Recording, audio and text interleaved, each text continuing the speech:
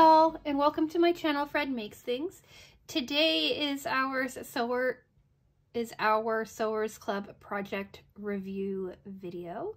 If you don't know what Sewers Club is a monthly subscription box where for a certain amount of money you get everything you need to make one project. Fabric, thread, any kind of zippers or buttons or anything like that that you need. Instructions, you know, those types of things. For an additional roughly $10 a month, you also get add-on notions. These are things that can usually help you with your project. Sometimes they're useful, sometimes they're not. I get them because I run this channel and I like to let you see what the notions are. And also I'm very new to sewing, fairly new to sewing, so it's nice to have things that I didn't think about, that I didn't know I needed. Again, sometimes they're useful, sometimes they're not. So like always, everything from last month's box is in here. As I work through projects, I put the things that I'm using back into the box so that I can come and discuss them with you. Yeah, so this video is going to be in 4 parts like usual. Part 1 is what came in the box. This is in case you missed the unboxing or you need a refresher. Part 2 is putting the project together. This is usually the longest box and I kind of walk through the steps on how I made the project. Part 3 is pros, cons, and user error. That's fairly self-explanatory. Things I liked, things I didn't like, and what I did wrong. There's almost always something that I did wrong. And then part 4 is my final thoughts and sign off. This is where I again reiterate whether or not I liked the project. And yeah, so yeah, without any other preamble, because I filmed a 40-some minute video before this, and this one's going to be long too, let's just get into talking about it. Part 1, what came in the box? All right, so I kind of throw things in here as I'm working on them. So buried on the bottom is what came in the box. So this month was a cushion cover that they called the Butterfly Pillowcase. I got these, the blue version.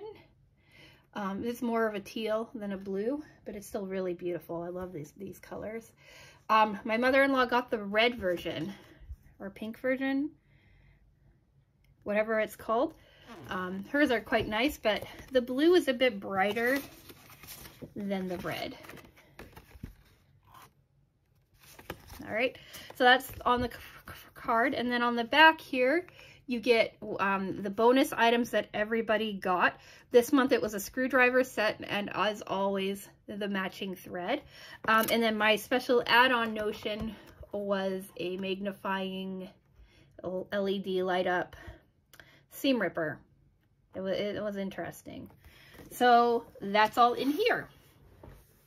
So here are the little screwdrivers. These I've used a couple of times, not for sewing, but for other crafting kind of things that I've gotten going on, and I really like them. I really like having them, and they're probably going to just live in my little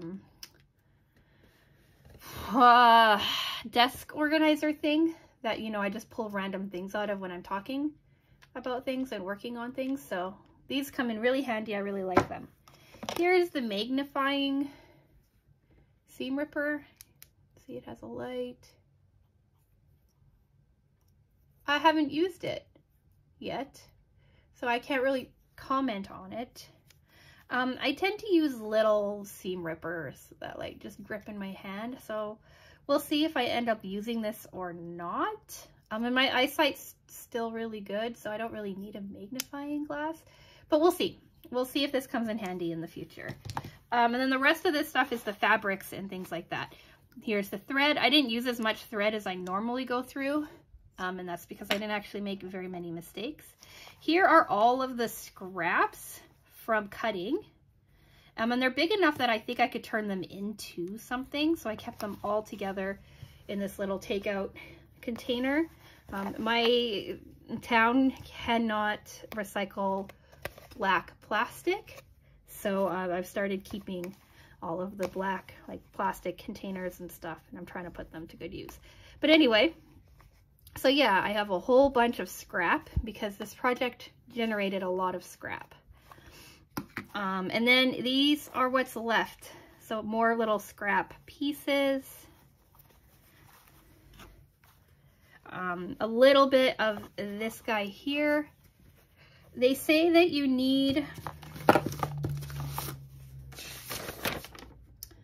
3/4 of a yard of this fabric here, and I say yeah, you need quite a bit, because this is like your background on your front and also like the majority of your back panel. So I went through a lot of this, right? I still have some scrap left, but nothing really that can be used in any major way for a project. I have a little bit of this fabric C. They required a fat quarter, and then this is all I have left is one strip. So again, a fat quarter is really good to have. I also labeled what each of these are, because sometimes just like I have a hard time differentiating between the colors in the photocopy of the pattern. So I watched the video tutorial and then I labeled it butterfly, coordinate, and stripe, because you need to know the differences, especially between the stripe and the rest, because the stripe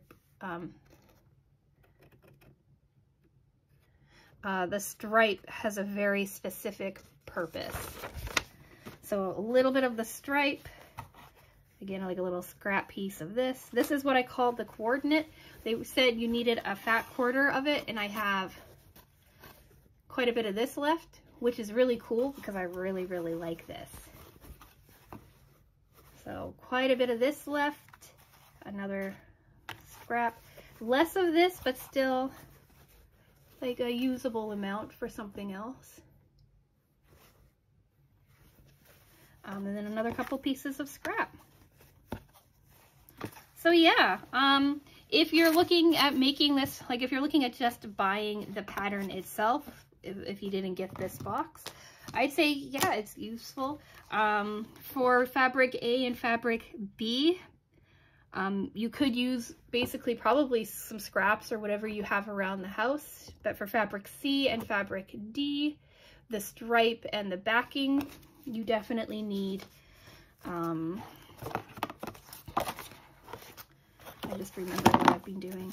You definitely need like the full amount of what they suggest. I also almost never pay attention to the layouts that they have here for you. But this time I kind of did, because I needed the stripes to go a certain way.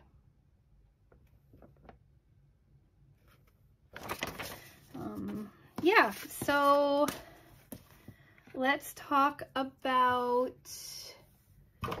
putting the project together. This is the biggest section of the video. Let's say like this, maybe. Oh, whatever. So putting this project together, the biggest issue was cutting, really.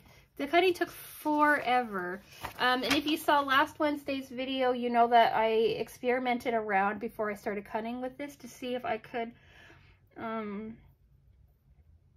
cheat the system a little bit. And in the end, I decided I was just going to follow what they said. Not quite exactly what they said, but close enough. So first off, as always, I kind of ironed out my fabrics, laid them out, and then I started cutting. And cutting took me a long time, like probably 2 hours. I'm not the fastest cutter, and when it comes to piecing things together, I'm trying really hard to concentrate on getting perfect sizing. so that I don't have issues later on. So fabric A, which was my butterfly fabric, was pretty easy. The sizing, there's only a couple of different sizes of squares and rectangles that you made, but fabric A was 1 6x6, 6 5x2 3/4, and 2 2 3/4 by 2 3/4. And that's because like you need these different sizes, right, to kind of build the shapes of your patterns. Fabric B, which was like the coordinating turquoise color, again 1 6x6, and then 4 5x2 3/4, and 4 2 3/4 by 2 3/4. So you needed slightly different amounts of each fabric, but you were using about the same amount of fabric. They just went in different shapes, I guess. Fabric C, that was my stripe. I needed more of this. I needed 2 7 1/4 by 18 1/2 inch strips, and that was for the backing piece. And then 2 5 by 2 3/4, and that was for the stripes in the butterfly. And for that, you needed to make sure that you were cutting it the 5 inches were the length of the stripe, because you want your stripe running up and down. And so your 5 needed to be up and down as well. And then your 2 3/4 was like left to right, or however you want it to be. So this is a directional fabric, and the video stresses that you need to pay attention to which direction you're cutting this specific fabric in, because you want your stripes to run up and down and not side to side. And then you needed 2 2 3/4 by 2 3/4. It didn't matter the direction of the stripe because they were perfect squares, so you could work with that later.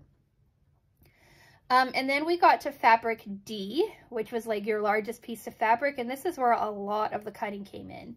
You needed 2 9 by 18 1/2 inch rectangles. Again, that's for your back. 2 6 by 6 squares. 4 5 by 2 3/4. 32 2 3/4 by 2 3/4. 32. For cutting, I folded this over and cut almost everything in halves, right? So when I did a strip of 2 3/4 and cut them, I got like 4 or 5 or 6 sections done at a time. So it went a little bit faster, but still it's 32. And then 8 2x2s. Here's a photo of what they looked like stacked up when they were done being cut. It was crazy. There was just so much cutting. And then from there, we moved right into sewing. There is no fusible fleece or anything like that. Nothing to really quilt. It was just a whole bunch of piece work. It was 18 steps, and it took me 1 day to do, one night. I started at around 10 o'clock. And I finished at like 3 a.m. There was some cutting involved in there too. I think cutting and sewing took about 7 hours altogether, 7 or 8 hours. So I'm getting faster, but still it was almost 2 hours, maybe more than about 2 hours just to cut everything out. Everything was 1/4 of an inch seam allowance as well. So a lot of it was like building your initial pieces and then putting everything together. So they first had you focus on making your butterfly, then they had you do your flying geese, and then they had you attach everything together to make your front, and then they had you do your back panels, and then you attached everything together. So it was a really nice, easy and straightforward way of putting it all together. So first off, they had you work with your 6x6 pieces. It was basically it's always matching fabric A and fabric B to like a coordinate or something. So for your 6x6, it was take a piece of your fabric A and the piece of your fabric B, right? Because you cut one of each of those and match them up with your fabric D. Then they had you mark a center line and then sew 1/4 of an inch on either side running diagonally. So your center line was running diagonal, and you sewed 1/4 inch on either side of that diagonal, cut it open, pressed your seam allowance to one side, opened it up, I should say, press your seam allowance to one side, and then this made like one side of your butterfly top and then the other side of your butterfly top. All of my photos are going to show you as many steps in one picture as I can, because this was such a intricate project. I don't want to spend too much time talking about how to put it together, or we'll be here for forever. But yeah, so that was your 6x6 pieces finished. And what I did is I kept all of my pieces laid out on my cutting mat in their size, and I just kept them all laid out in an orderly fashion so that I knew which spots to pull things from. When your stuff was finally pressed open, flattened, and looking nice, they had you trim these down to 5 by 5 inch squares. Then they had you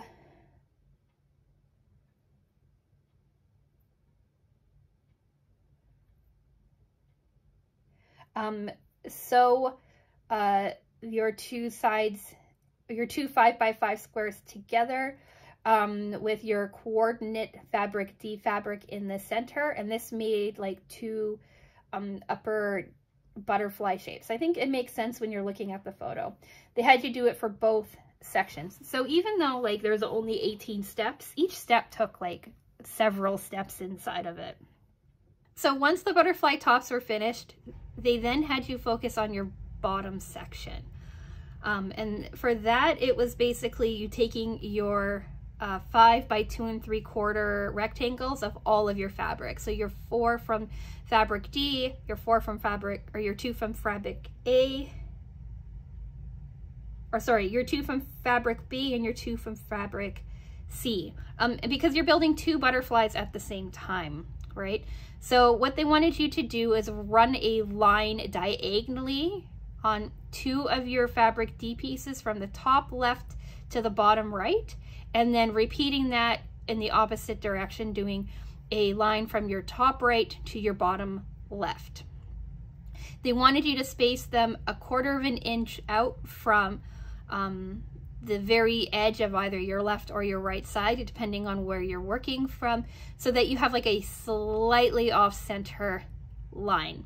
Then they had you do the exact same things to your fabric C and B pieces.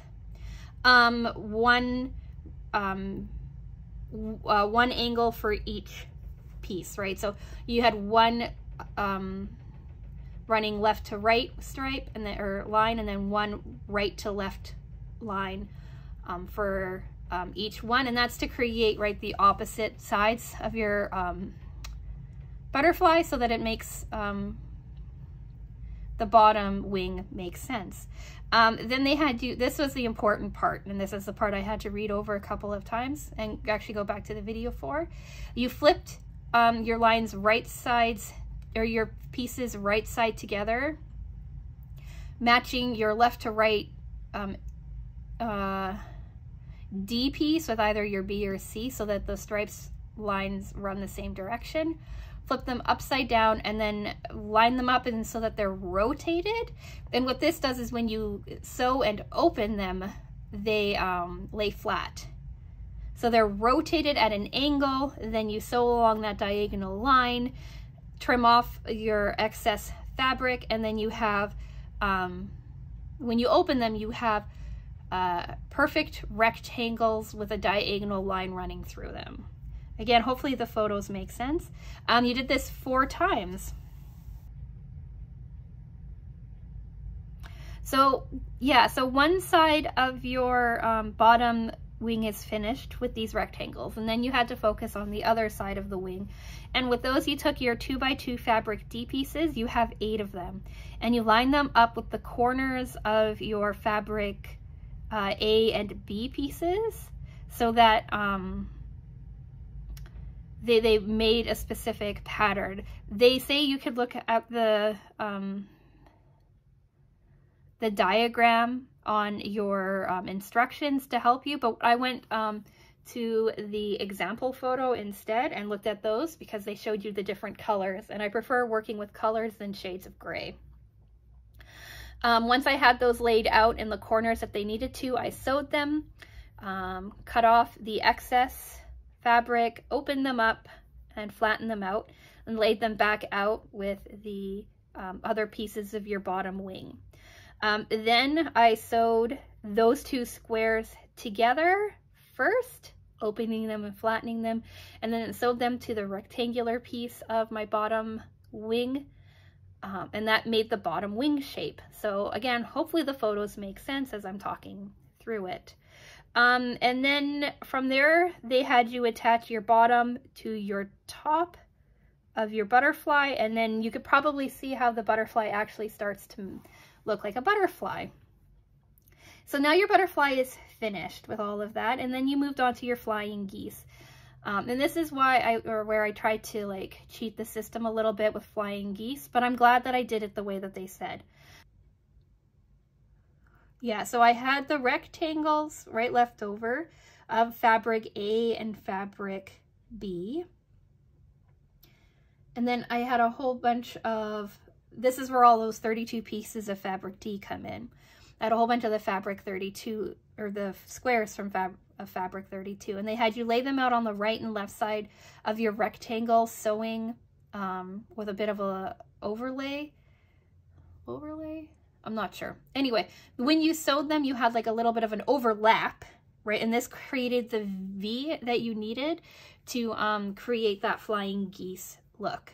You made all 4 of your flying geese first, and then you attached 2 outside pieces, again, of the fabric D to make 4 really long rectangles. You did this twice over, right? Once for your fabric A pieces, once for your fabric D or fabric B pieces, and then you sewed them all together with all of your points pointing in the same direction.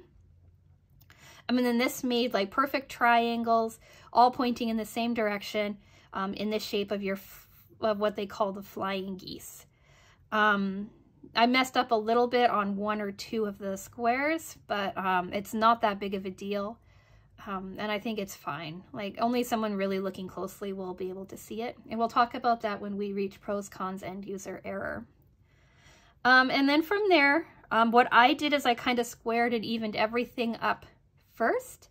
And then I attached my fabric A butterfly together, and then with my fabric A butterfly with my fabric A flying geese, and my fabric B butterfly with my fabric B flying geese. I alternated the way that my butterflies are. So instead of having one butterfly on my top left corner and the other butterfly on my bottom right corner, or bottom right corner, I flip them. So I have one butterfly on the top left. Oh wait, no, I kept the butterflies in the same way, but I moved fabric A over to the right and fabric B over to the left. I mean, that's just because of the way that I sewed the butterfly fabric from my fabric A. So I sewed the 2 panels together, and then I sewed those 2 pieces together to make a perfect square. I kind of evened out my edges and called the top done. And then we moved on to the bottom, or the back side. And this was really cool. What they had you do is take your larger fabric D piece and sandwich it between a folded over fabric C piece. So you laid your fabric C piece right side pointing up with your fabric D piece right side pointing down, so the right sides are touching. Then you folded or rolled your fabric D piece up so that it kind of sat in the center of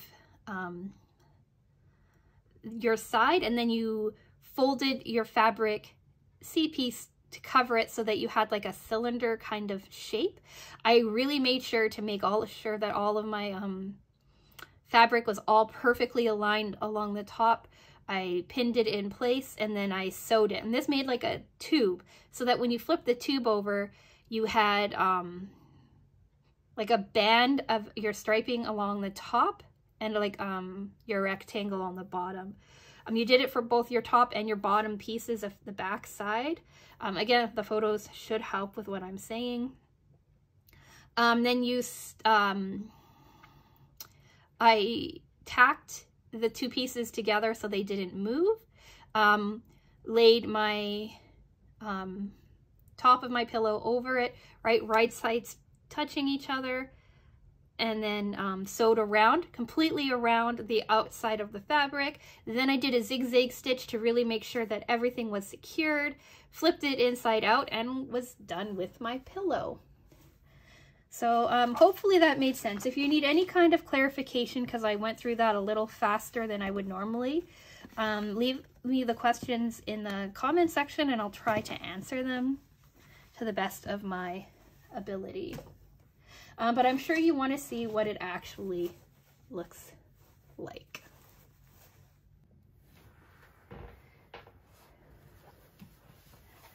All right, so here it is. It's too big to comfortably fit on my little filming area, but I'll post you some photos so that you can see it a little bit better. But I'll run it up and down for you. So here are my first two butterfly, or my first butterfly and my flying geese. Here's the second butterfly and my other flying geese. So in the photo that they have on here, you can see that they have these butterflies running like this way, and then this running this way, and I did it the opposite because I wanted my butterfly, like the main butterfly that you see, to be pointing up.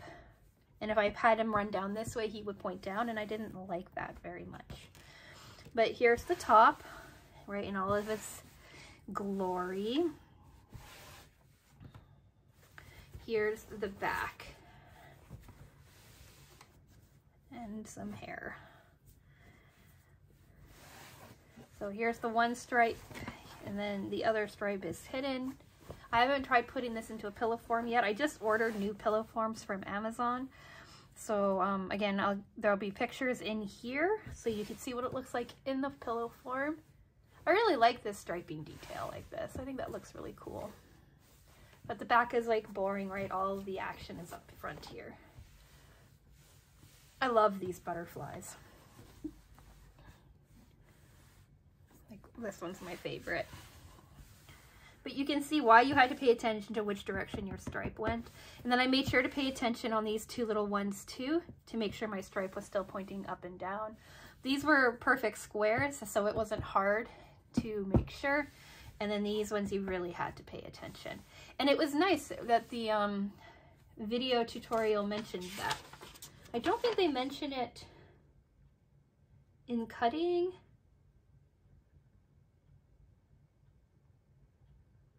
Yeah, see, they don't really mention it in the cutting on here, but I guess if you're paying close enough attention, you would notice that the stripes would run up and down. But yeah.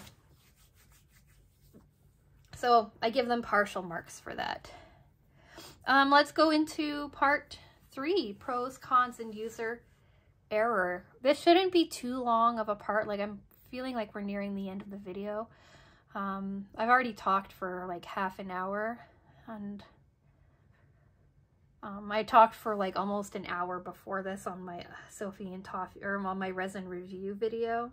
A lot of that's cut out and stuff, but still, are going to be cut out, but still, like, these are big videos to be posting one after the other. Anyway, so pros, cons, and user error. Pro, I really like the look of this pillow cover. To me, it feels very cottage-y. Like, it's like, oh, come to my, like, lake cottage cabin thing. You know, where there's, like, a lot of wood and a very rustic feeling, and living that cottage life. Like, I imagine that if you had, like, a little cabin or a cottage on a lake somewhere, this would be the kind of, like, the decor that you would have. it would be very similar to the colors that I would use, but it has that kind of rustic charm feel to me. It feels very much like a quilted look for me. I really like how they walk me through doing the flying geese. I like how they built the butterfly. I like how clear the instructions were. Again, I highly recommend watching the instructional video first and keeping it cued while you're working on it, because the visuals always help me understand better. I really like how they had me put in this stripe on the back without it being too fussy. But it's very simple and straightforward. And I really like the size of this as well. I might make another one because it wasn't absolutely awful. But come on, 32 squares, right? So like 1, 2, 3, 4, 5, 6, 7, 8. So 8 for this side, 8 for that side. That's 16 squares. Just for this guy here, 16 squares. And then you repeat it down here, another 16 squares on here, right? And then here's your 8 other squares, 1, 2, 3, 4. Double that makes 8. So I know you need all of the squares to make this all kind of lay out. But like, I wonder to myself if I could have somehow like figured out how to use 2 rectangles on this instead of... Anyway, that's all fussy work. Cons. Well, cutting 32 squares. Cutting another 8 squares. That's 40 things right there I had to cut out. And then on top of everything else. It was a lot of cutting. But I can appreciate why it was a lot of cutting. I like the turquoise of it, but I'm beginning to, like, I really don't like the rusticy look of these stripes, and I don't really like the look of this backing fabric either. And to be honest, like, I love the color of everything together, but like, I'm not even a huge fan of this butterfly fabric. Like, it's not my personal aesthetic. It could be someone else's. Like, my mother-in-law is over the moon with the colors and stuff of hers. But it's not really my my design choice when it comes down to it. But that's okay. Not everything has to be to my taste, right? And I completely, like, I understand where they're going for with the styling and the color selection of this. Like I said, it feels cottagey to me. Cottage on a lake to me. Is there like a specific like design name that I'm trying to explain that I can't think of off the top of my head? Let me know. But yeah, it has that vintagey, rusticy, cottagey kind of feel to me. And even though I like how all the colors speak to each other and how it looks laid out, if I saw this cushion in a store window or something, I wouldn't be like, ooh, that's really cool, I want to have that, like I have with some other things. But yeah, I tend to also go for slightly tacky things. Like, one of my favorite cushions that I own, cushion covers that I own, I named George or something. I don't even remember his name suddenly, but it's a cow. It's literally a photo of a cow in like Austria printed onto a pillow cover, and I absolutely loved it. I loved it so much I immediately bought it. Like, it was crazy. If I can find it, I will post a picture of that too. I don't think his name was George though. Anyway, off topic. Yeah, so yeah. I liked all the techniques that I learned about it. I liked putting it together. I really didn't like cutting it all. And I did not like piecing it all together either. And it's not a pattern that speaks to me. User error. For the first time in a long time, I didn't have to rip anything apart. and resew it. Everything for the most part was first try, and it worked out for me. These two flying geese here aren't as sharp of a point as I would like them to be, and I could have gone in and tried to fix it, but I didn't. They were also the first two that I sewed, and then I got better at putting them together as I went along. These two flying geese down here also aren't perfect, but at least they match in their imperfection. And then these two got better as I went along. I didn't clip these. I kind of free-handed them, and I pinned and straightened these, and I think that's why they look a lot better. I also failed to measure these pieces out properly the first time.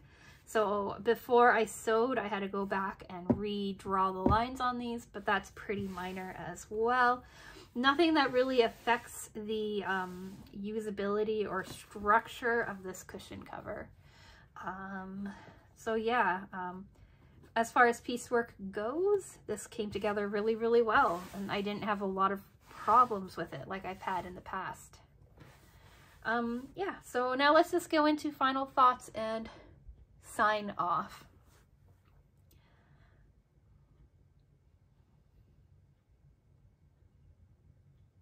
I like this cover. I like how quickly it came together, and I like how it kind of changed my mind a little bit about piecework because it came together so well. I understand the need for cutting all of the pieces out.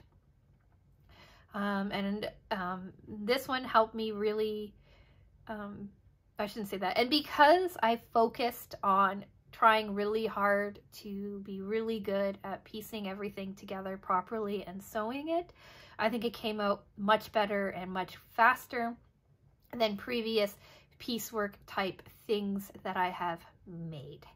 So piecework has gone up a little bit in my estimation, but it is still not my favorite thing to do. With that being said, again, you're gonna laugh at me when you see what next week's project is. Because, spoiler alert, it's more piecework as well. And it's piecework without a pattern. It's me figuring things out as I go along. But I'm only going to talk about the finished product and not the process. Anyway, yeah. The things that I've taken away with this, though, and with sewing, is that I did things a little bit differently this time. I made sure to change the cutting blade on my...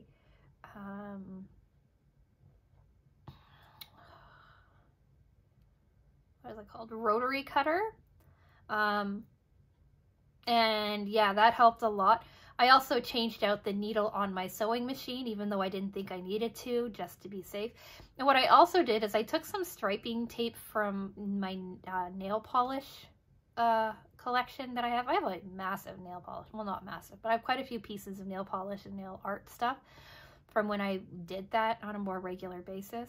I took a couple pieces of that striping tape and I measured out my seam allowances on my sewing machine, 1/4 of an inch and 1/2 inch on the one side of it, so that I had a more accurate and longer sewing kind of area, or guide, I should say, to help me kind of keep things straighter for longer. And I think that helped me keep my lines straighter because I have a hard time making straight lines. So I think that helped. You can see a photo of what I'm talking about. And so all of those things combined made this a much easier project than any of the piecework stuff that I've done in the past. And for that, I'm very happy. I'm very happy with this cushion cover as it is, and I'm thinking that I might revisit the dreaded September alternate pattern just to see if maybe that could get better, but that's going to be something saved for the new year. Like I have too much sewing to do right now to like add that complication in my life. I might make another one of these as well in similar but different colors so that I have a couple matching ones for my couch. This red actually would look really nice with the red. Actually, these colors probably look really nice on my couch. If it's a good photo or if it looks nice, you'll see it. If it's not, then you'll never know. But anyway, I'm going to stop babbling. I do really like this pattern. It is not for beginners. It is not a beginner-friendly sewing pattern. It definitely takes some patience and concentration. And I would say it's like medium, as far as Sewers Club patterns go, I would say medium to harder difficulty level. Not something to immediately buy this box for and start working. If this was my first Sewers Club box, I probably would have been turned off of the subscription, to be honest. But I've been getting it for almost 2 years, and because of that, I can understand why it would be a good box, an enjoyable project. So yeah, with all that being said, I'm going to do, you know, the usual goodbye things. Subscribe to the channel if you like. Every Wednesday is a sewing video. Every Friday is a long-term project. And every Monday is some sort of randomness. Unboxings and reviews and things like that. And so, yeah, with all that being said, like the video if you've made it to the end. I know it was a long one again. And yeah, with all of that being said, I will say thank you so much for watching, and I will talk with you again soon. Bye!